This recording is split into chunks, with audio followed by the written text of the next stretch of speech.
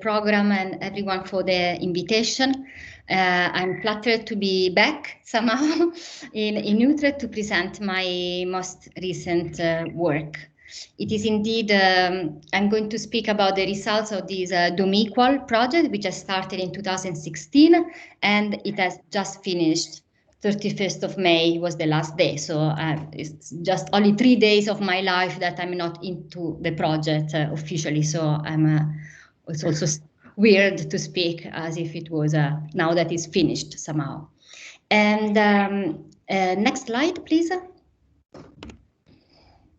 So I'll go briefly into some background information on the project.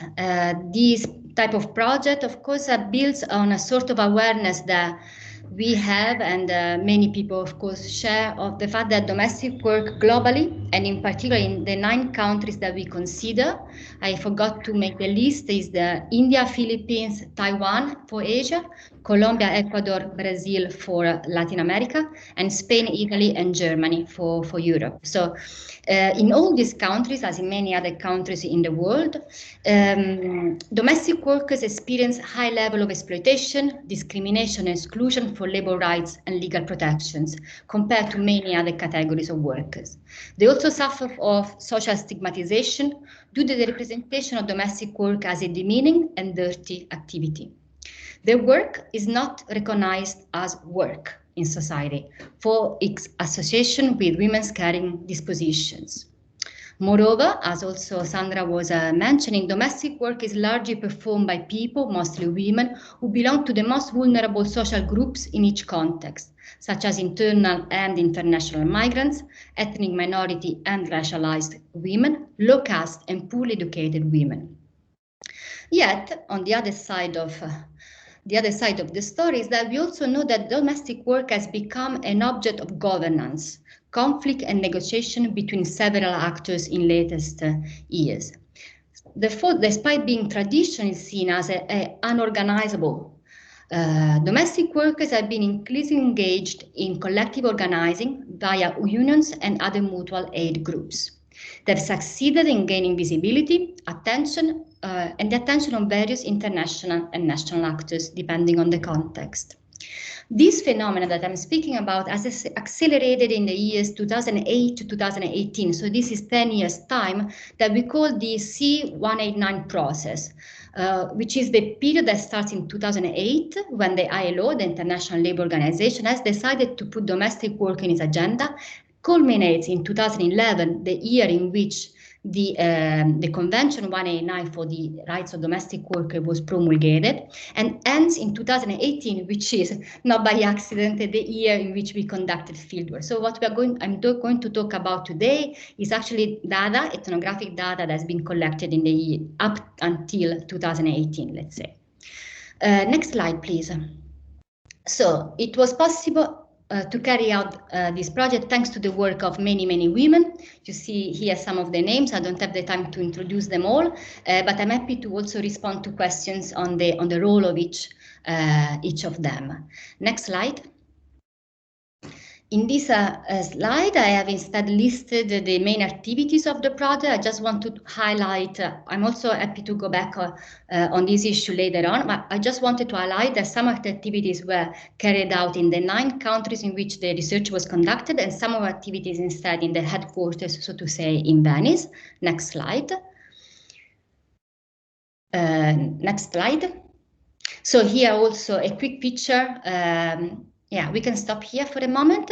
So you saw also some pictures on the different activities that we had, archival material, meetings with organizations, and academic meeting. I also want to spend a couple of moments on describing the interview data. That is the basis upon which I will base my argumentation later on today. It is about, sorry, I'm getting some notifications of the people in the waiting room. It is about 199 in-depth interviews with key informants, which are domestic workers themselves, in the case they became activists, so it's activist domestic workers, leaders of domestic workers in the movement, but also academics, experts, policy makers, trade unionists, and so forth. As you can see, the interviews have been conducted in many different languages that the team could read and understand, but also in the languages that we don't understand, that were then afterwards translated into English. Next slide, please. The output, very quickly again, we try to have results and publications that combine an attention for academic audiences and also activists themselves, so dissemination at all kind of levels. The next slide, please. But what I'm going to talk about today is actually some of the results which are presented in this book that is going to come out in September. And the author of the book are myself, of course, and also Giulia Garofalo-Gemotat, who has been also a Gender Studies Utrecht student for 1 year back in 2003. And also Daniela Cherubini, who's instead also, she has a PhD from the University of Granada. So she has been part of the GEMMA program. So a very alumni meeting today, also in some indirect form, thanks to the collaboration on the argumentation that I'm going to present today. Indeed, as you can see in this slide, we focus on 3 main arguments in the book.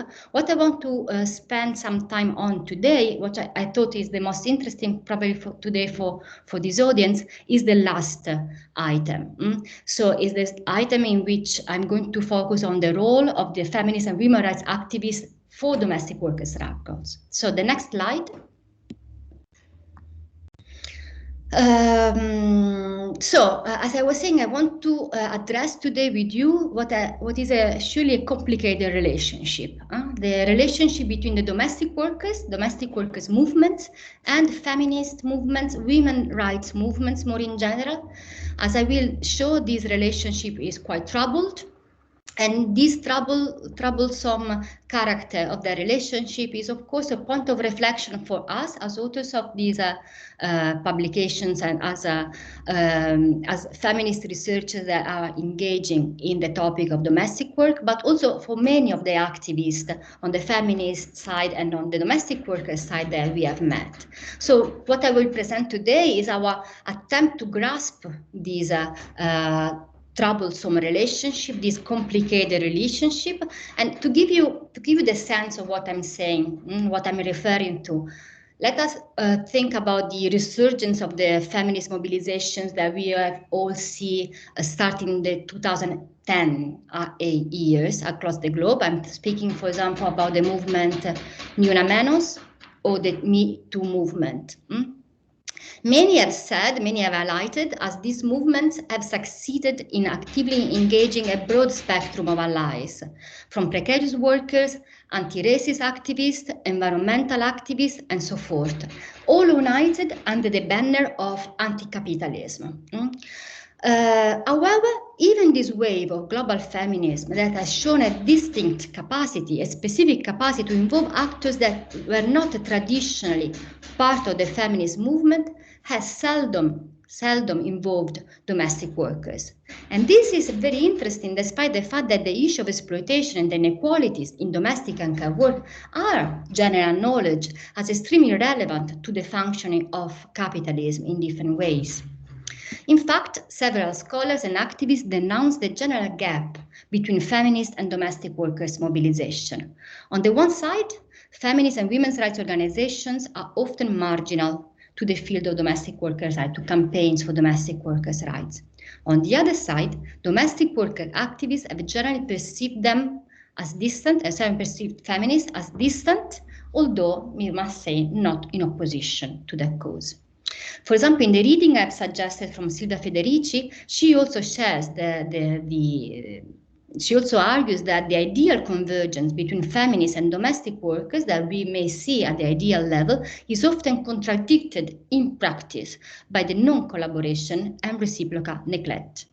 This also applies, that's also interesting, to the decade that I'm talking about, the years 2008-2018, a time in which for both movements, this can be seen a time of flourishing, strengthening, and growth. Next slide.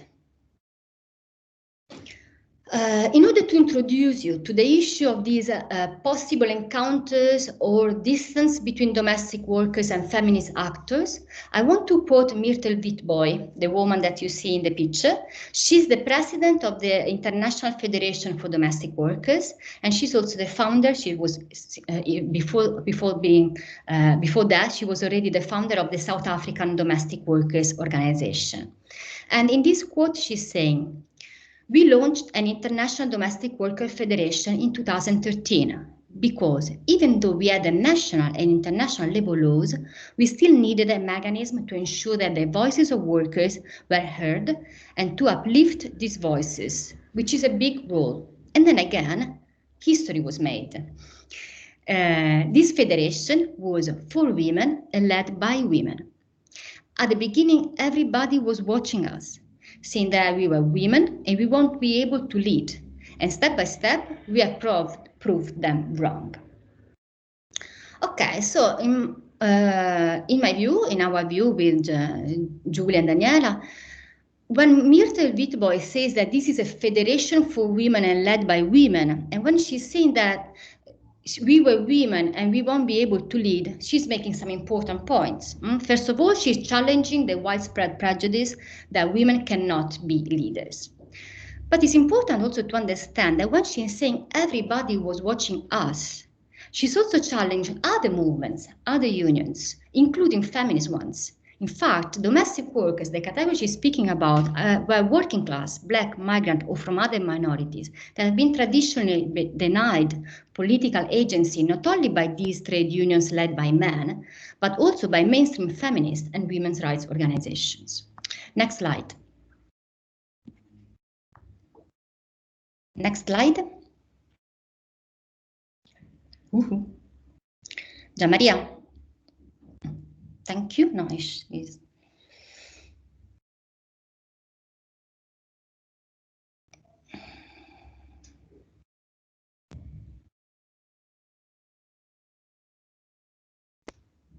Hey, sorry, I'm back. I think something happened to my call. Are you still seeing my screen? Yeah, but we see your, not the presentation, we see the screen. Okay, now it's fine. Okay. Okay. Grazie. Okay, next one. Okay, perfect. So in our book, first of all, we explore the contribution of feminist movements that the feminist movements are brought to domestic workers' rights in the 9 countries in our analysis. So I want to give you a rapid overview. I promise to be quick, of what has happened from going from east to west in our map. So starting from the Philippines, here the women's rights organizations were quite active in the protection of Filipina migrants and in opposition to questions of child labor already in the 1990s. Child labor is an issue which is particularly relevant to domestic work in this context. So, however, feminists do not widely discuss the issue of domestic work in Philippines, and the main policy interventions on domestic work are not particularly gender sensitive. In Taiwan, we found one feminist NGO, Awakening Foundation, which promotes women emancipation from family care duties that are based on the Confucian culture and supports the proposal of a new legislation to protect both Taiwanese and migrant caregivers. In India, instead, feminist activists have played an important role for domestic workers' rights. In particular, thanks to SEWA, that probably, as you may be aware, is an important feminist trade union in India, which is very active on the platform of domestic workers' rights still today. In Italy, instead, where, as we know, the feminist movement has had a very important impact on society and for the improvement of women's rights in general in the 60s and 70s. I was saying that in Italy, and also Italy, as you may all know, was very involved in international campaign for wages for housework in the same period. Therefore promoting the valorization of unpaid reproductive labor. And this is a very important topic on which I will come back later on. So I was saying that in Italy we have this movement from the 1960s and 70s. We also have more recently the Non Una di Meno movement, which also has a focus on care work. Yet, in Italy, we do not find, neither now or in the past, a great involvement by the side of feminist groups for the rights of paid domestic workers. A similar story for Germany, where also back in the 70s, the international campaign for wages for outwork was pretty strong. And also recently there have been feminist initiatives. One of them is called Care Manifesto, the other one, the Equal Care Day Initiative. However, also in Germany, these feminist initiatives have not had much repercussion on campaigns for domestic workers' rights. Different story in Spain. In Spain, we see that the relationship between feminist and domestic workers' mobilization is particularly strong, especially in the late 2000-2010 years. A new wave of mobilization for domestic workers' rights has found a common terrain with Spanish grassroots feminist groups, which are active on issues of care, social reproduction, work, precarity, migrants' rights, and had the support, let's say, of what is the legacy of the 15M movement and the Podemos party as well. Moving to Latin America, to South America, we have Brazil, where the domestic workers' rights movement and the feminist movements have a long-term relationship. This relationship dates back to the common struggle against the dictatorship. And also during the time of our analysis, the alliances between domestic workers' organizations and feminist organizations were important. Yet, I would say that domestic workers' rights also in Brazil seems to be considered of an inferior level, of an inferior position compared to women's rights in general.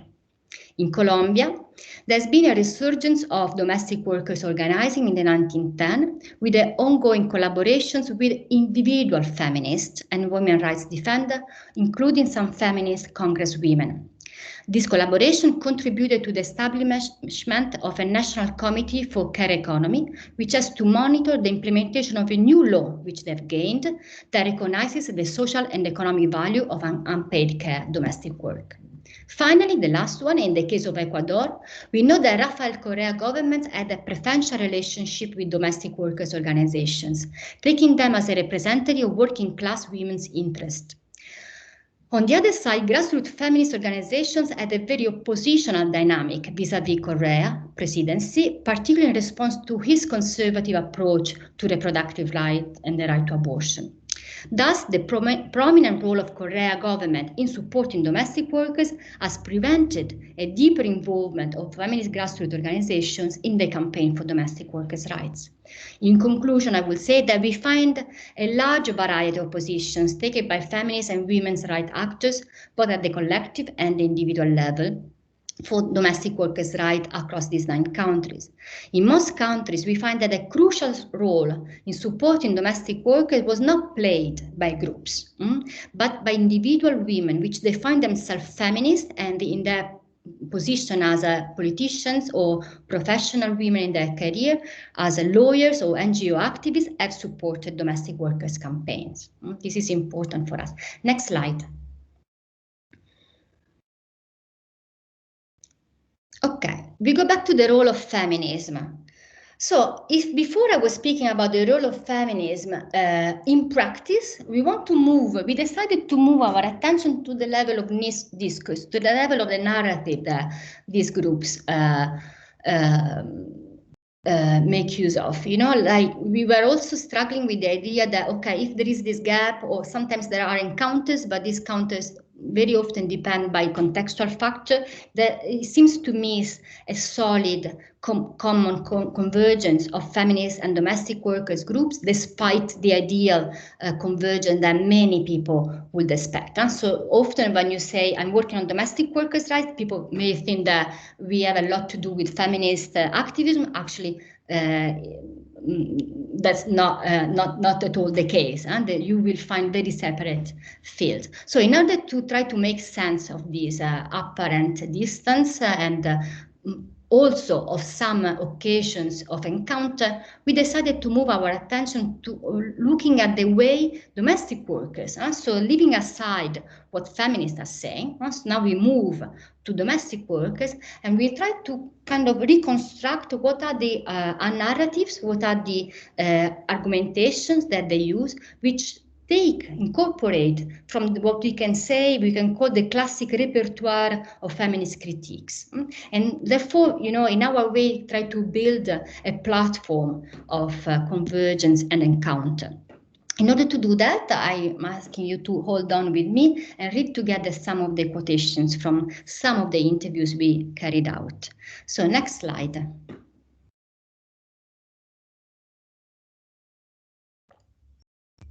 Okay, the first quotation is from Claribel Palacio Garcia, who's a leader in the domestic workers organization called UTRASD in Colombia.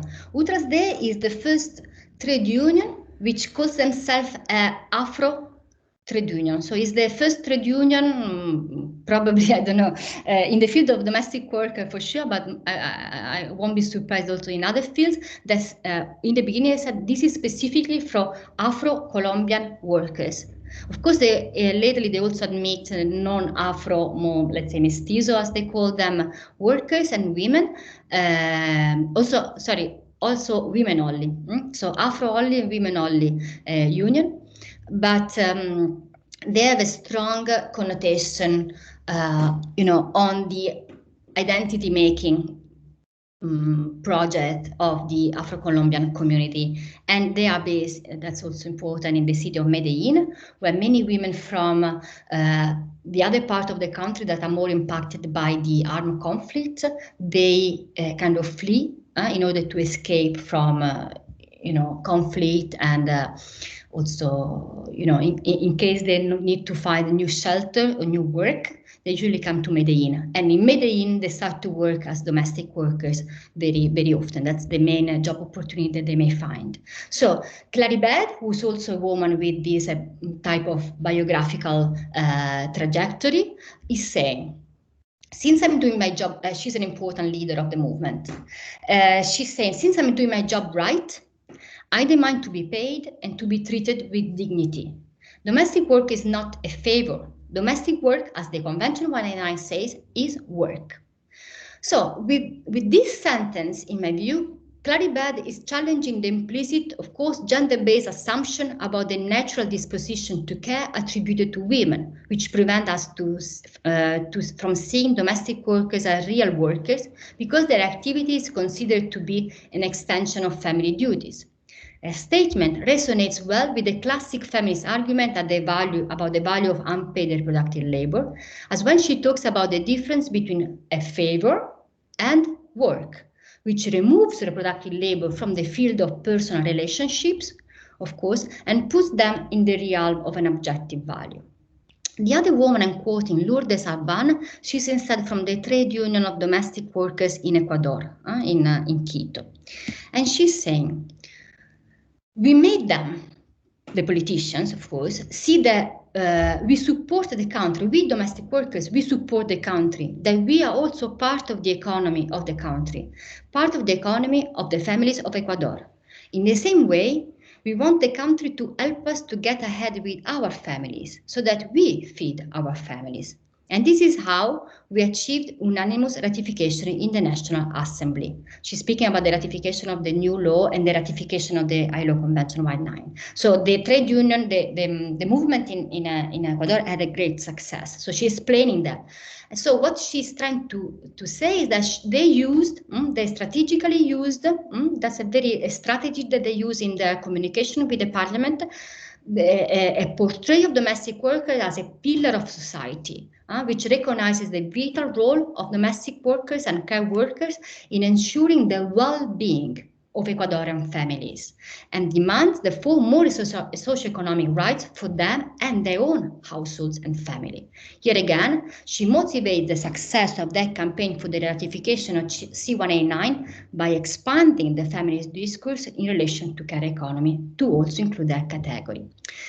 Below, I have a quote from Himaya Montenegro, a Filipino woman from a very new trade union, very small one called United. And as she's saying, it is difficult to compare domestic work with other sectors because until now, although domestic work is recognized as work, for example, on the basis of the C189, we still feel that very low regard for us to pay domestic workers. What we are doing to raise our self-esteem is to tell each other to be proud of what we do, that domestic work, it is a dignified job. We tell other paid domestic workers to remember that we are the force behind the good income that the employers have, because without us, they will worry about who will look after the houses, after the children, and their properties. The property, she means the homes, the gardens, etc. So here we see that Himaya is raising the important issue of class differences between women, which is implicitly referring to the delegation of unpaid work, domestic work, to paid domestic work. In fact, I want to highlight how many of the arguments developed around domestic workers' rights display a tension between these two goals that they have, these two objectives. One goal is to stress the commonality between women in their position in the sphere of reproductive work, with the aim of inserting domestic workers' labor rights within a general demand to change the understanding of reproductive labor. The other aim is to make visible the elements of inequality and conflict between women in order to highlight the exploitation of domestic workers by the side of what their female employers. Final quote, in which Maria Betania Avila, she's the founder of an organization called SOS Corpo in Brazil, saying, domestic work is considered a woman's job that men take advantage of, but simultaneously neglect. Within the relationship of paid domestic work, it is the mistresses who enact the same neglect towards other women as working subjects. So, taking all together, these different uses of the feminist discursive frame, valorizing reproductive labor, demonstrate the variety of ways in which activists recurrently speak of the rights of domestic workers with a broader perspective in mind, focus on the unequal distribution of reproductive labor and the lack of value afforded to it, both paid and unpaid. So in conclusion, whether or not they explicitly acknowledge the origin of their arguments in feminist critiques, we find that activists complicate the exclusively gender-oriented analytical framework that some feminist arguments tend to reproduce, or at least the arguments surrounding them. In other words, by extending the classic framework of gender inequality to the field of domestic work, and by putting the direct experience of domestic workers, in particular at the center of the analysis, these activists provide a broader view of the unequal distribution of reproductive labor, demanding improvement in the salaries, labor protection, and contract rights. So next slide. So here I'm instead going to another of these major frames in contemporary feminist critiques, that is the frame on the transnational commodification of care, as you may all be aware, some of you may be familiar with that. So this frame in Europe as well has become particularly relevant in the last, 10, 20 years, especially after the economic crisis of 2008. Some of these argumentation, for example, draw on the position of people like John Tronto, that speaks about the deficit in democracy and the deficit of care. We have many arguments of this kind that have been also taken up by feminist migration scholars. This feminist framework has been used by our activists, the activists I'm going to quote, especially in Italy, Spain, Germany, and Taiwan, which, as you may notice, are all countries of destination of migrants to take up, where these migrants take up jobs in these working sectors. So, in these countries, our interviewees emphasize the importance of promoting domestic workers' rights in terms of expansion of care needs and the absence of a state support for women entering the labor market. The need to import, in quotation mark, foreign workers into this sector is linked to the crisis of care and the failure of welfare system to support the aging society. So a feminist critique to how welfare system work, how the idea of a welfare actually is working. So it is important to note that feminist analysis on the commodification of care do not always make explicit a demand for more rights for migrant caregivers. This I'm talking about the feminist counterparts. So we also find indeed feminist perspectives on the commodification of care, which refer only to the rights of national caregivers, and do not include in that discourse also foreign migrant workers. So it is against this background that I want to read the quote by Su Xiang Chen from Taiwan. She's saying, the labor conditions of foreign domestic workers are not related to any kinds of work, but the labor conditions are related to the family structure in Taiwan. If their wages rise or they have 1 day a week off, the cost also rises, the cost for the families. As I said, the families who use foreign domestic workers are not all rich families.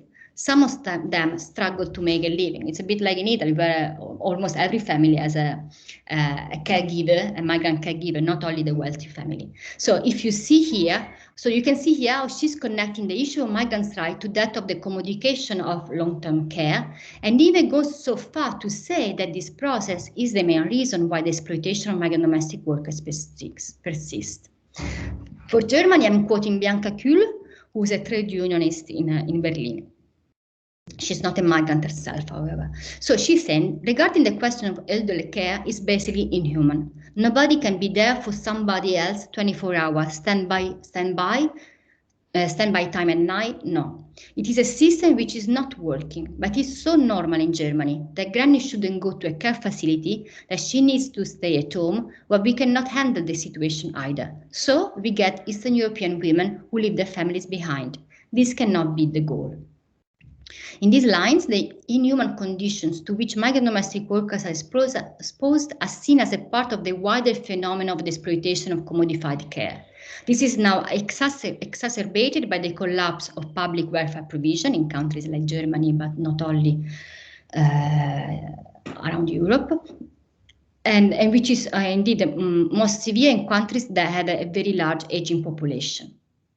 I'm quoting then Luciana Mastrocola, who's a trade unionist from Rome, and she's saying, families are handling something, the care of the aging, of which the state should be in charge.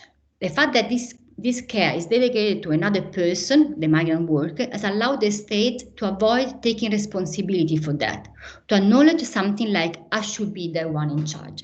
So Mastrocola is criticizing state institutions for failing to fulfill their responsibilities by leaving individual households, Italian families, to resolve the care crisis by themselves, therefore obliging them to privately employ caregivers, which are more likely to be underpaid and so forth.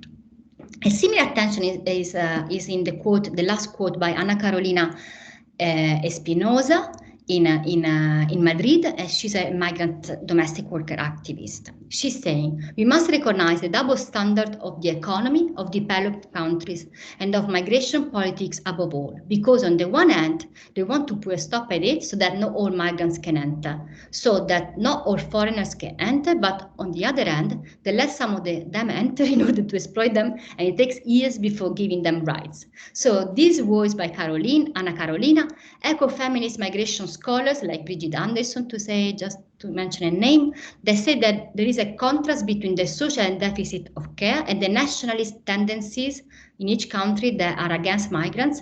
And this highlights the hypocrisy of states hoping to overcome the care crisis by relying on migrant workforce denied of rights. So in conclusion, our interview highlights the necessity of a new awareness of migrant care work significance beyond the merely instrumental perception of its value as a potential solution to the crisis, to the care crisis, calling for a more general overturning of gender and race-based inequality within society.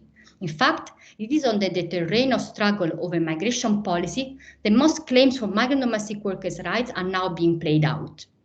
In conclusion, also on this topic, we see how a new awareness of migrants' rights and the global care crisis is communicated to a strategic renegotiation of family discursive frames. The frame is expanded, taking into account the direct experience of migrant women exploited in the global care market. So last slide and next and last slide.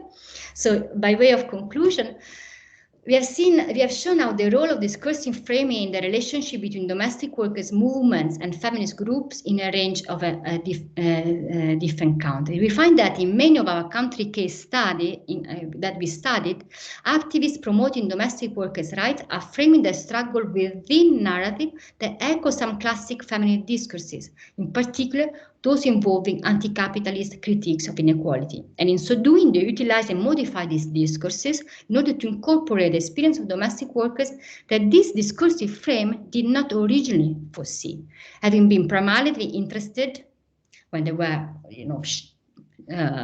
first argued on the looking at the unfair distribution of labor between men and women. Therefore, despite the domestic workers activists or activists for the rights of domestic work expand these discursive streams in what could be described an intersectional way, enlarging the scope to include racialized, low-class, migrant, and other minority groups in ways that few feminist movements have ever achieved. So it is with this last statement that I'm thanking you for your attention. And as you may have noticed, all the photographs in the slides are pictures taken by us or during the fieldwork. So that's also maybe something you want to comment on the fieldwork experience. Gian Maria, I think you can stop sharing because I don't need to, unless someone wants to go back on some slides, I personally don't need them.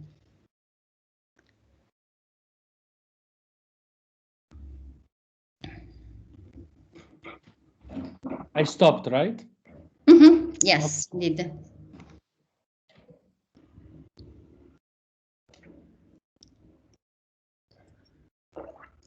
We cannot hear. Back to the basic, back to the sound. Thank you so much, Sabrina. It was a wonderful overview.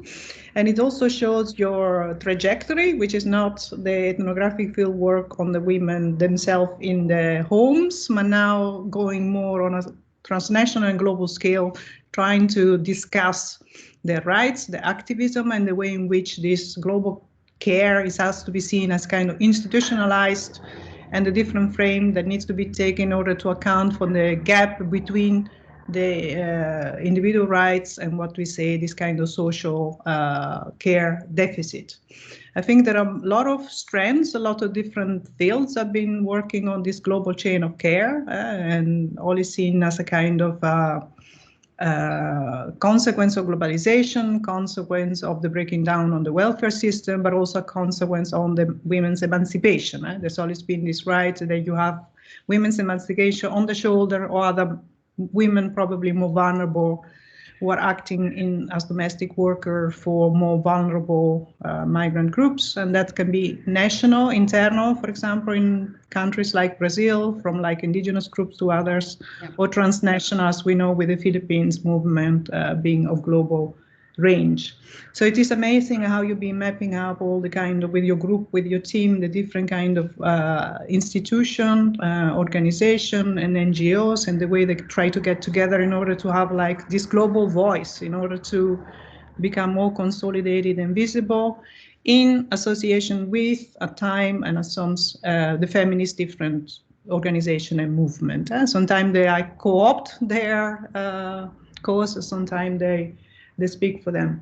What was very interesting in knowing how you actually carried out this very enormous field work, 199 people over 9 countries, in different languages and whatever, and whether you've just been targeting just people working in institution or being visible with their activism, with the kind of legal rights work or organization, or there was also like a combination of different parties that you've been taking into account in this kind of mapping of the field. And another question was, of course, it is clear that in South America is different than Europe and is different in Asia, but these groups are kind of very mobile. So you can have, what would be the difference of interviewing domestic workers in the Philippines and Philippine domestic workers in Italy, for example, whether there are any overlaps that you could discuss with us. And in the meantime, the chat is open, so please raise your hand or just switch on your video and just ask any question to Sabrina.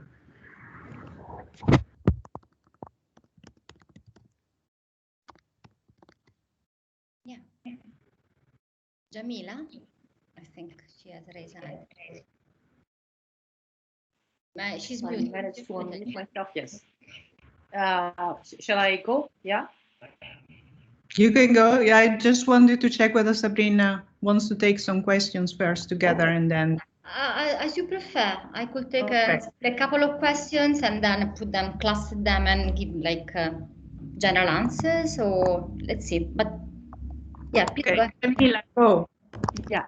So, well, thanks a lot, Sabrina. I mean, this is maybe a useless comment for the audience, but I'm wondering why we don't spend more time talking about that when we have dinner together. You just let me complain for hours. But yeah, so I kind of discovered this project in spite of the fact that I know Sabrina since almost 20 years. Yeah, so one of my questions, I mean, there are many smaller questions, technical questions, concrete questions, but one general question, since you started by,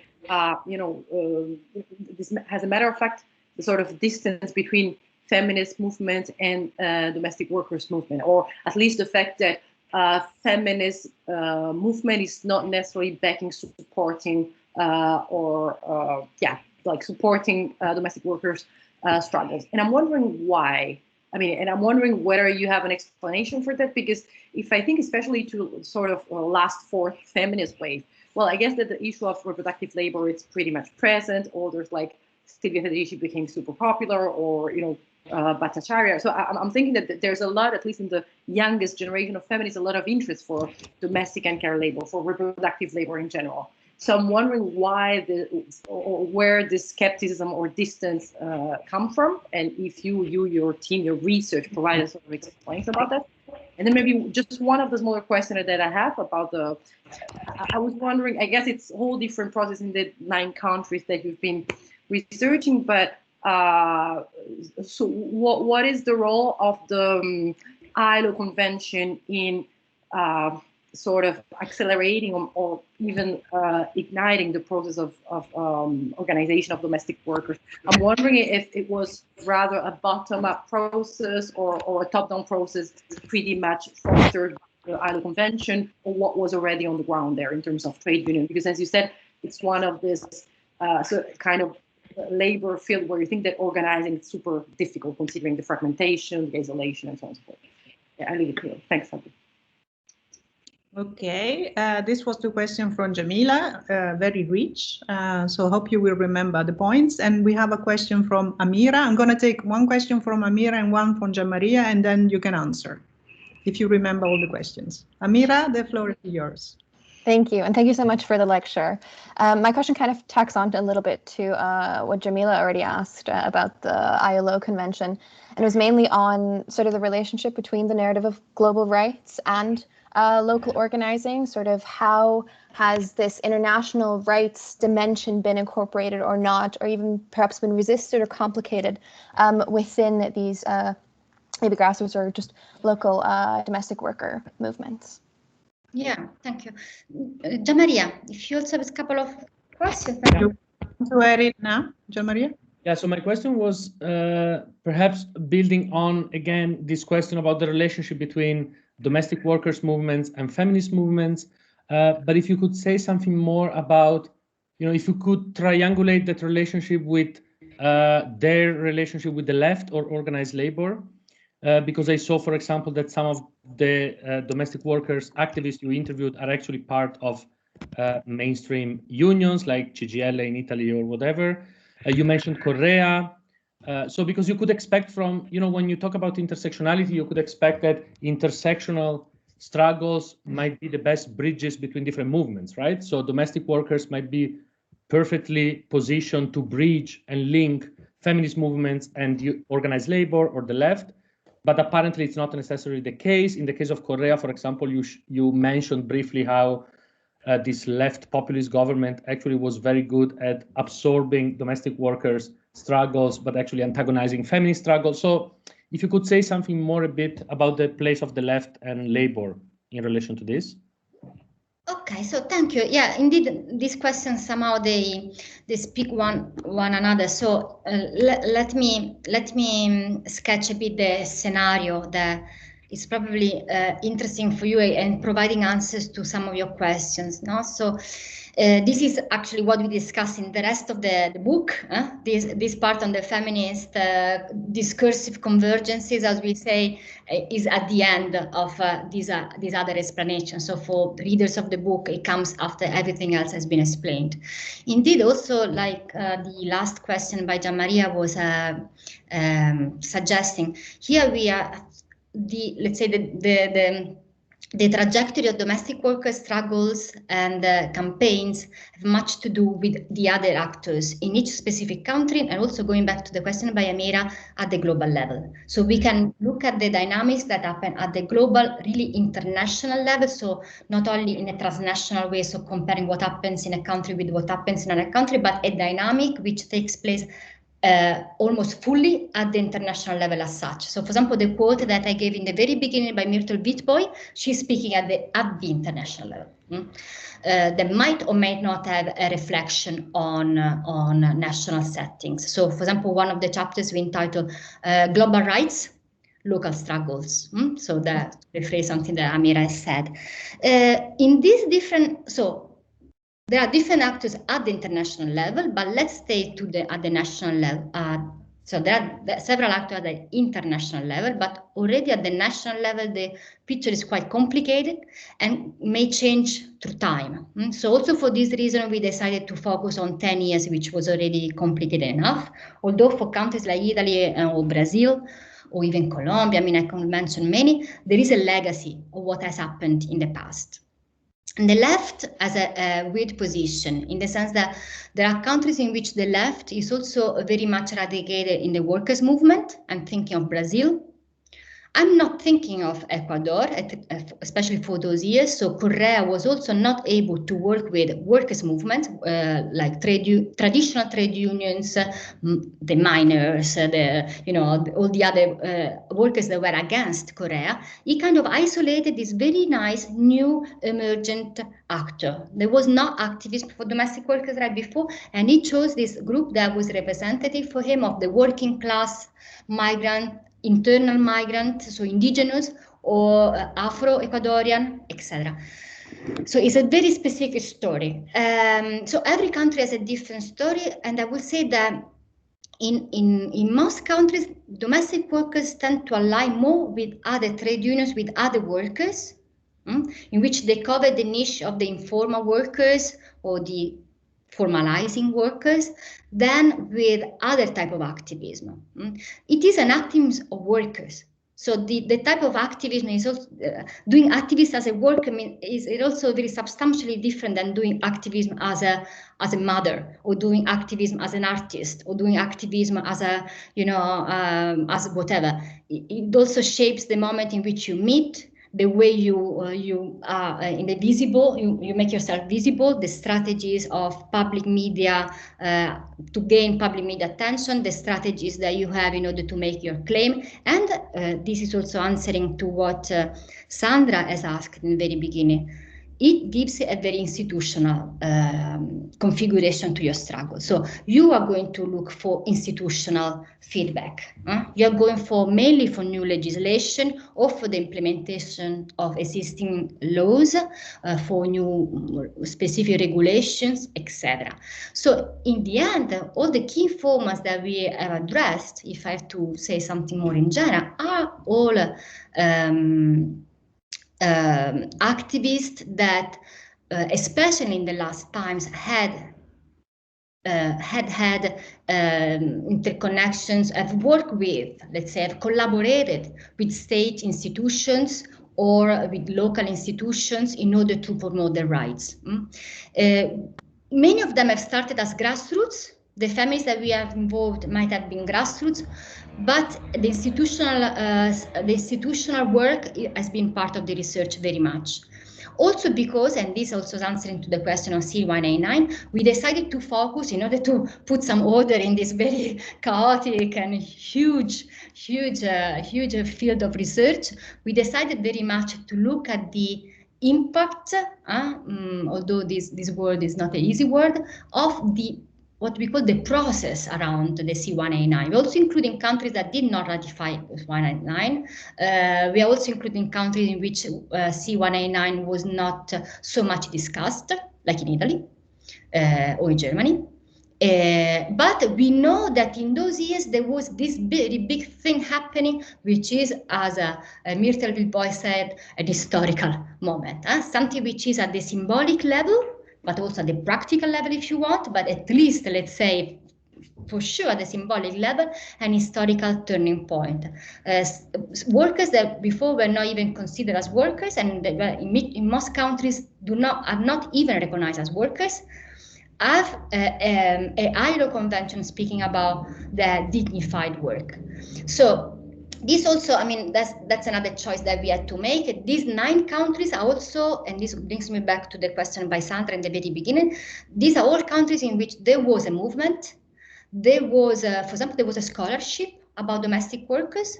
We didn't need in those countries to discover from zero what are the conditions of domestic workers, because, let's say, we selected countries which we already know the specific characteristics, because we knew that we didn't have the time, and that there was not the type of research in which we were going to discover the specific condition of indigenous women in Quito doing domestic work. We already have we have already enough publications that describe their conditions.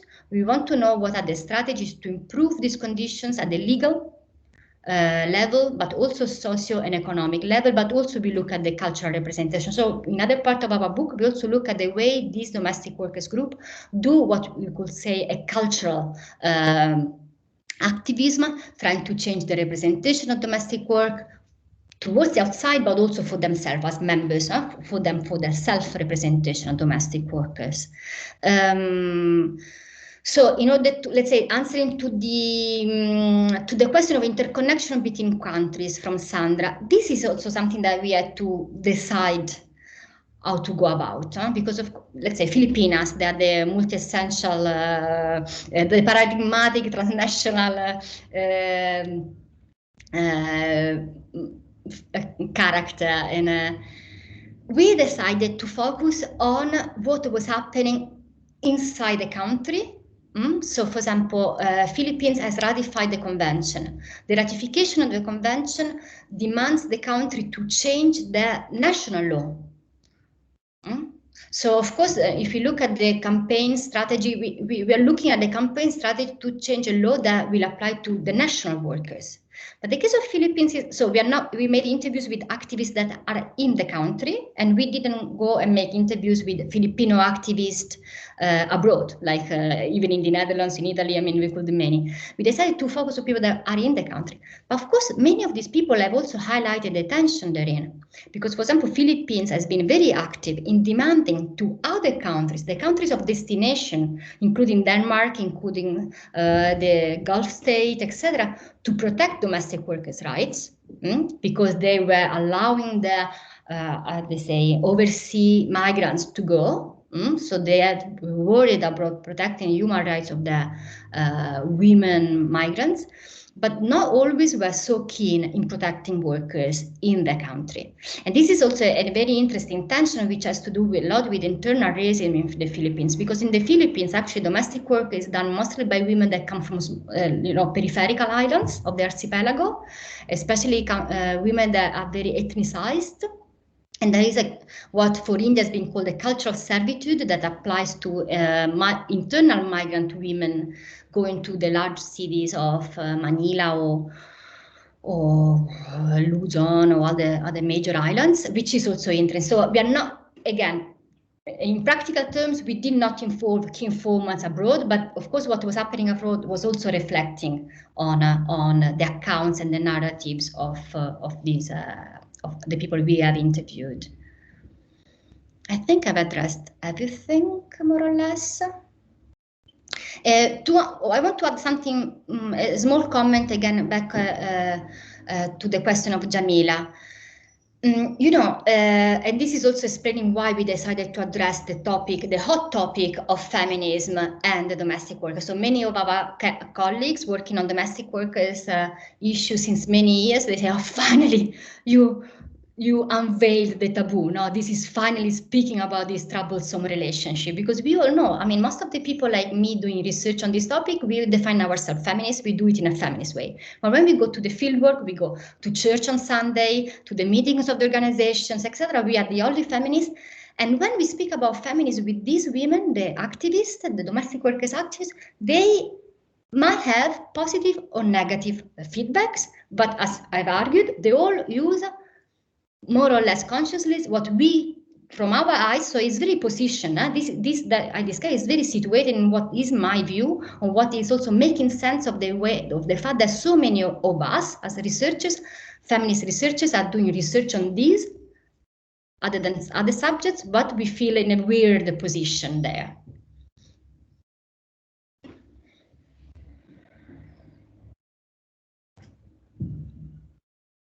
Okay. Thank you for the multi-layered answer and elaborate. Is there anyone from the group who would like to ask Sabrina questions? And we of course have many more questions, but it would be good if students or other people present here would like to react and just have for clarification or for connection to their own research, because I think Sabrina's work speaks to many different ways of doing research. And listen, anyone? You can also put it in the chat if you don't want to raise your hands. We can continue in the meantime. You might get this. I was thinking a lot of cultural representation, Sabrina. You remember since the black girl? Oh, there is one. Okay, and I'll ask you this later. I just give now the floor to the real people. Is this Zoe too?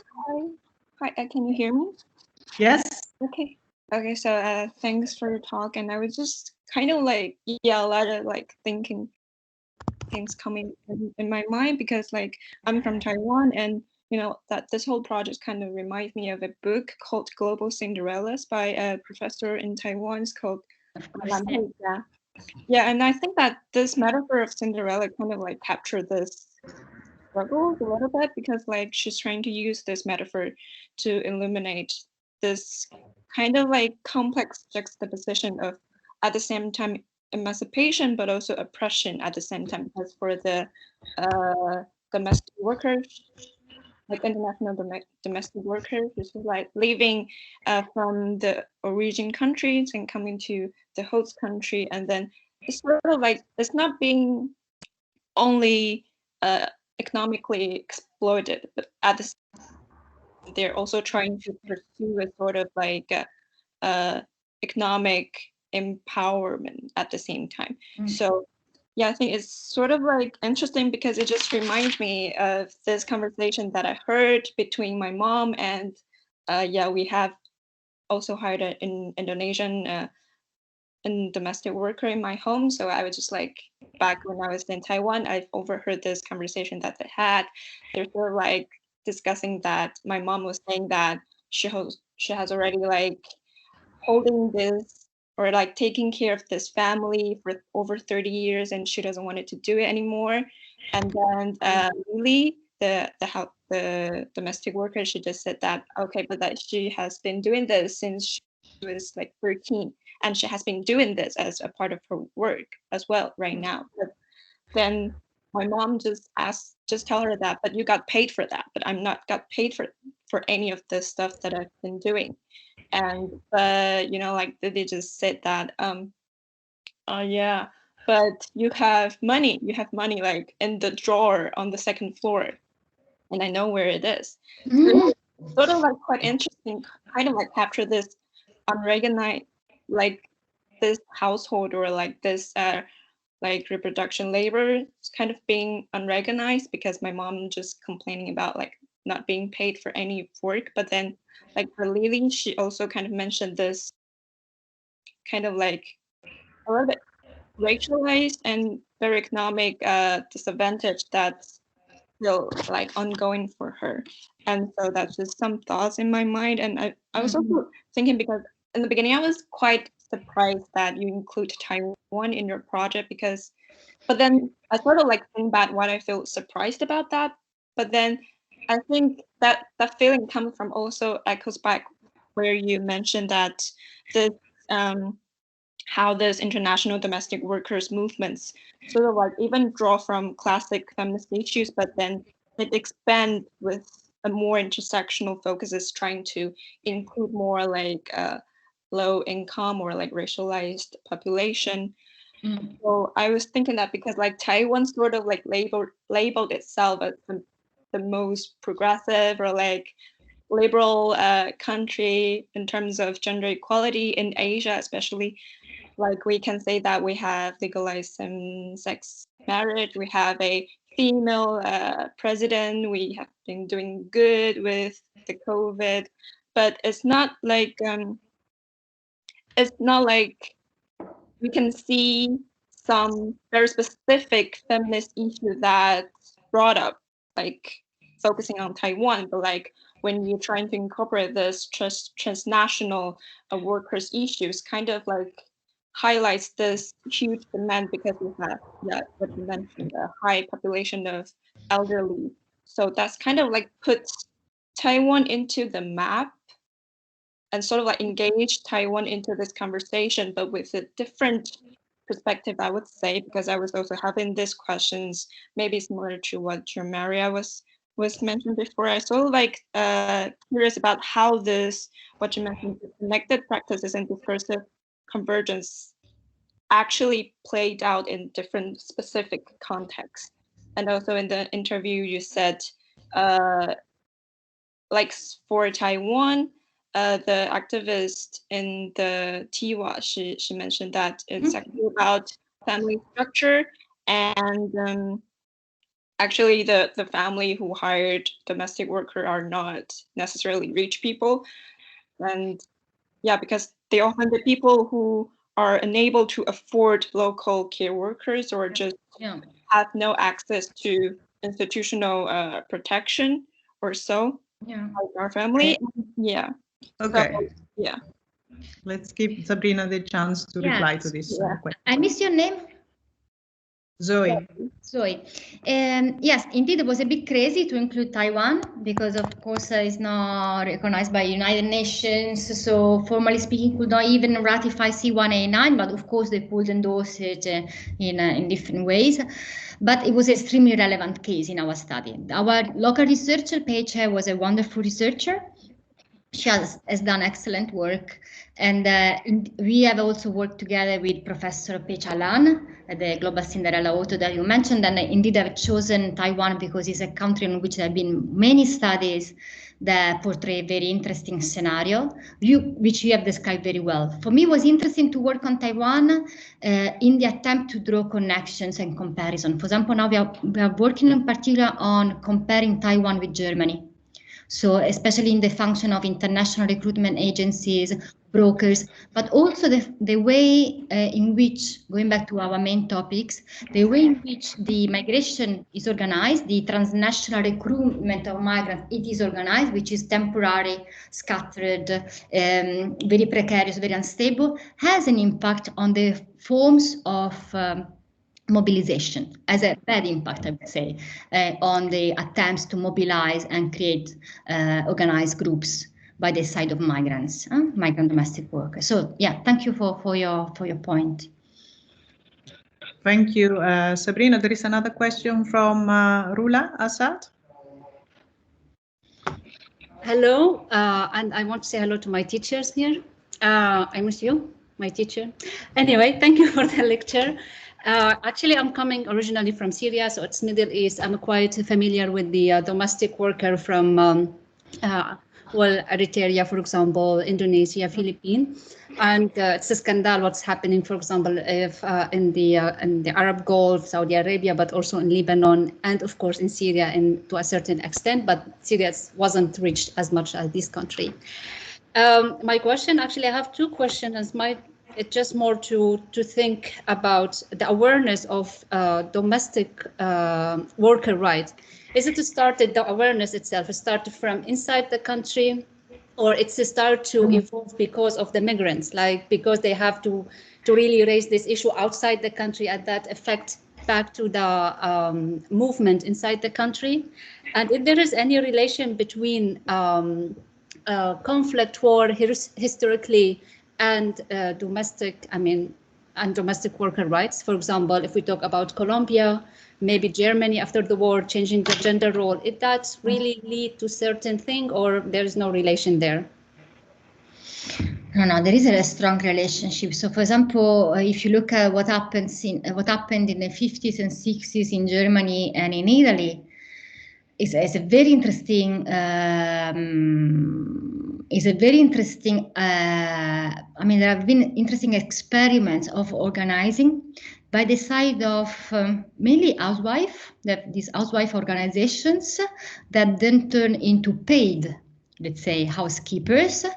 It was very much connected with something that is also in the Netherlands, if I remember correctly, the training for the good housekeepers. So they attempted, let's say, also in Italy, there was this strong attempt in the 50s and 60s to portray domestic workers, care workers, nannies. We are speaking very much about children, nannies, and only later on, late 70s, we are talking about elderly care.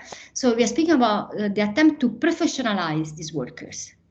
So also in Italy, if you look at the pictures of the domestic workers organizations, they try to convey a message that they, again, on representation, they are laborers.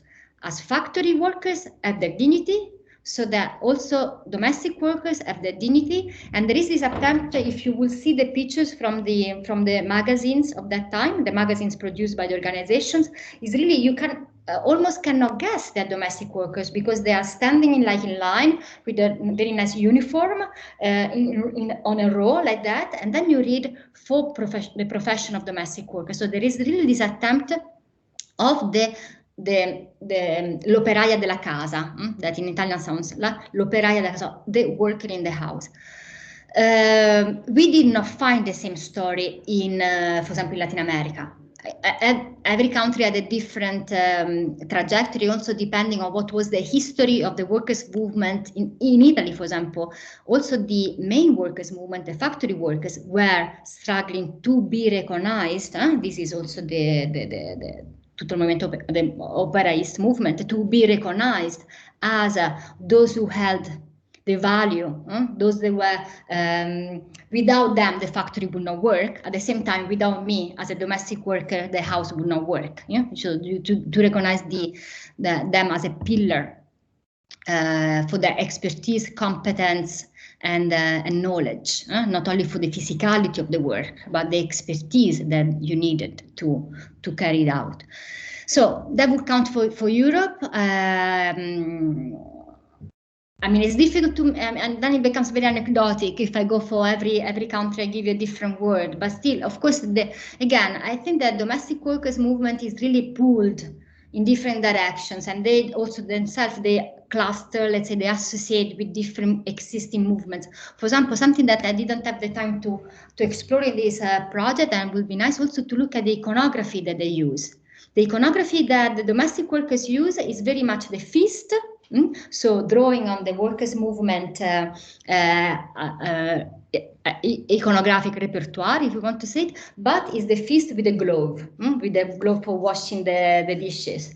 And also the way they dress could be seen as at the same time, the worker, the woman, the migrant in one body. And usually I show a lot of posters that I've collected from different movements around the world. And already in the way they made the posters today, you can see that they convey a different message. So if you look at, for example, the California domestic workers movement, which is not part of our study, but I love them, the way they portray the movement, the poster that they show is already telling you the politics that they have. If I show you the one from the Brazilian, it's a different story. If I show you the one from Taiwan, going back to Zoe's question, you already have the message, which is against slavery, against that. In the other one is like, we are a community, we like this idea of the well-being of the community. So there is some interesting dimension there also, depending on the country. Okay, are there more questions? Be happy to serve more people. I think this question on iconography is very interesting, because also recently there have been quite a lot of in the news. And I was thinking, more of the connection that you had mentioned very briefly with the Me Too movement. So there is a connection between sexual harassment, the trafficking, and the question of domestic worker, which has to do with the vulnerability, the precarity, but also the availability in the domestic sphere, which is of course always very vulnerable. We have many examples of what was the famous leader of the World Bank and the hotel situation. Yeah, it's true.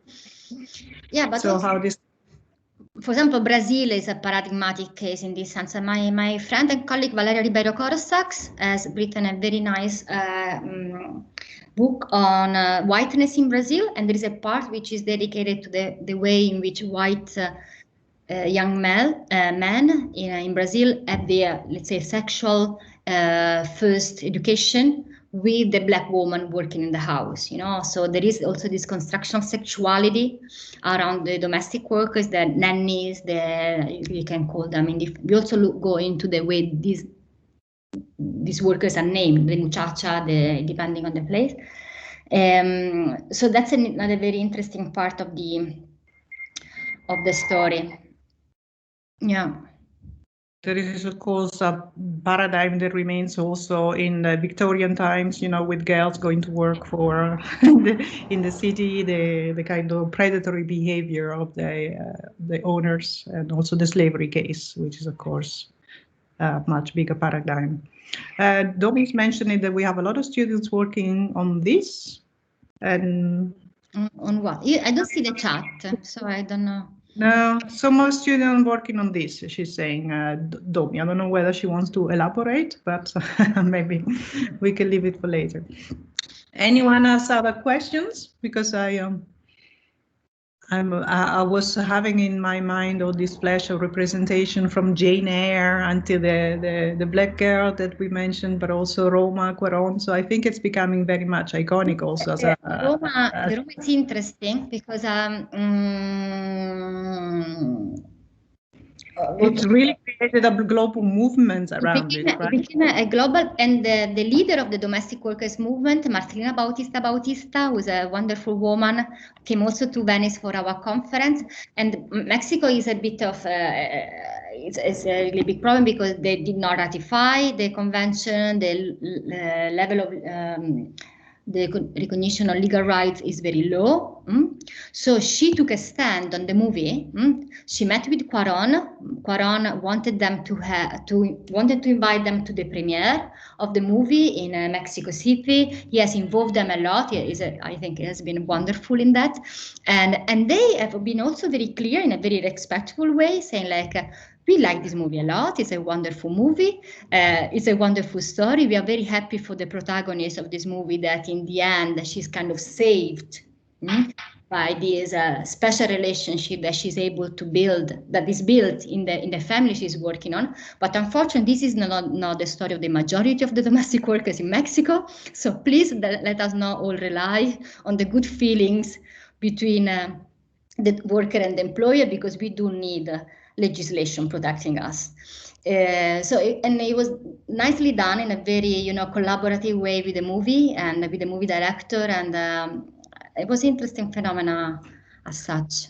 Yeah, but also we can discuss this another time. It was not that emancipatory the way exactly. portrayed. It was most of the time silence, and in the end there was not really a relationship within the boss, let's say. It was all within the paradigm of exactly. So she wanted to take distance. Let's say. Gian Maria? Sabri, you made me think of something when you mentioned now this, let's not rely on the good relationship you might individually establish with your employer, right? Because of course, as long as that is an individual relationship, absolutely not. But it made me think about the fact that Territorio Domestico in Madrid, this domestic workers movement, a while ago when I was in Madrid, I think 12 years ago, perhaps, I remember one of their struggles, not this struggle, but one of their struggle was precisely also to involve employers, not in this, to establish nice individual relationship, but actually to involve them in the movement. So it made me think about, did you find this also in other countries? This is a part of the story that I didn't touch on today, but technically speaking, domestic workers movements need to have also employers organized. Technically speaking, you need to have a trade union for the workers and an association, an organization on the defending the interest of the employers in order to have what you call national agreements negotiations. Cannot be only one body, you need the other body. So one of the difficulties many domestic workers have is to find employers willing to establish these organizations, which, for example, for Europe, are those that I mentioned before, responding to the previous question, the housekeepers, organizations, etc.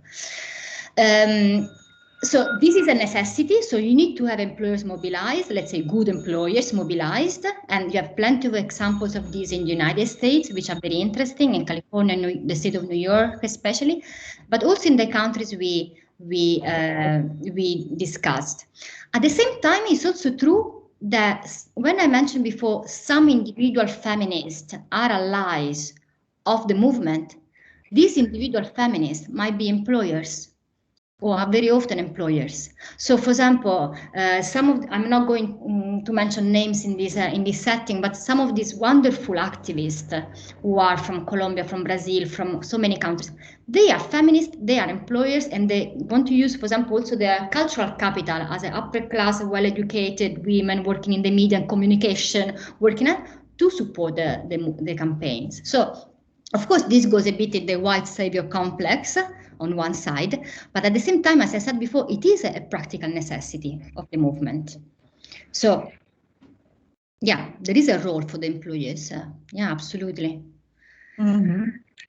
I have a comment from Rosemarie in the chat, which is say whether you know, in relation to South African iconography, the work by Anna Jansen, she like family, as a monograph that she's published on the role of servants and owners. And I think there is a very rich literature. But you know, the other one, what was the name of these? As a name of the girl that was the domestic worker, the black domestic worker. I remember I read it many years ago.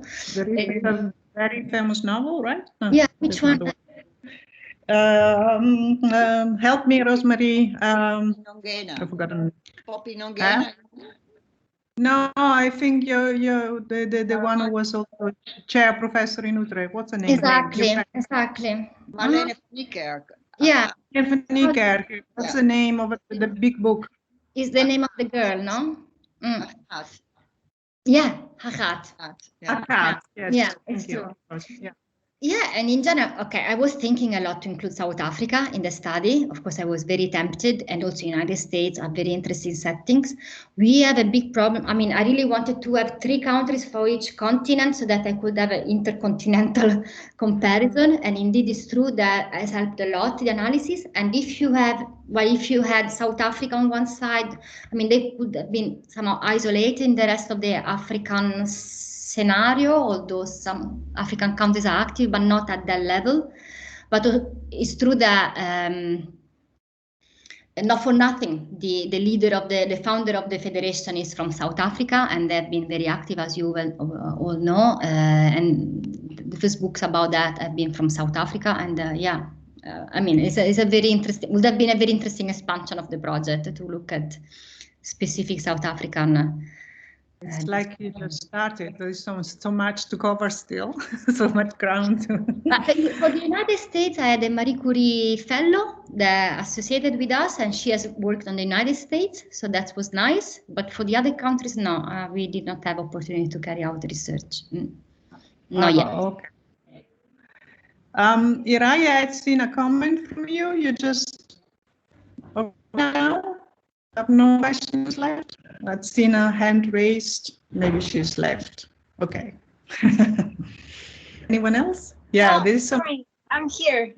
Oh, okay. Sorry, I didn't see your hands anymore. You have a question? No, my internet was bad. Ciao, I'm from Mexico City, and I just wanted to say that I think also the relationship in between the employer and the employee. Sorry. Can you hear me? Yes, you're fine.